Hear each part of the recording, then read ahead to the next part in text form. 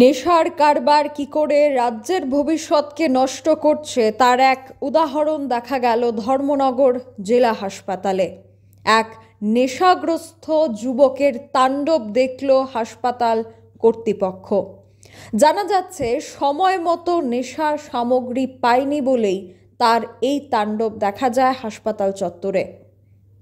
গভীর রাতে হাসপাতালে থাকাকালীন অবস্থায় ওয়ার্ডের মধ্যে থেকেই সেই যুবক হঠাৎই অশান্ত হয়ে ওঠে, চালায় জেলা হাসপাতালে তাণ্ডব। সেখানে দাঁড়িয়ে থাকা রোগীর পরিবার পরিজন এবং স্বাস্থ্যকর্মীরা অবাক হয়ে তাকিয়ে থাকেন।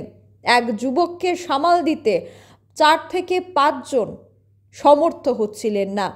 নেশার তাণ্ডব লীলা কেমন চলেছে তা আবারও প্রমাণিত। এভাবেই রাজ্যের বিভিন্ন জায়গার যুবকরা নেশাগ্রস্ত হয়ে কখনো নিজের প্রাণের বলিদান দিচ্ছেন, আবার কখনো সেই যুবকরা উন্মত্ত অবস্থায় তাণ্ডব লীলা চালায়। তাহলে কি সরকারের চোখ খুলবে? তাহলে কি নেশার সাম্রাজ্যকে ধ্বংস করতে রাজ্য পুলিশ, রাজ্য স্বরাষ্ট্র দপ্তর তৎপর হবে? সেটাই দেখার। Bureau report, social Bangla.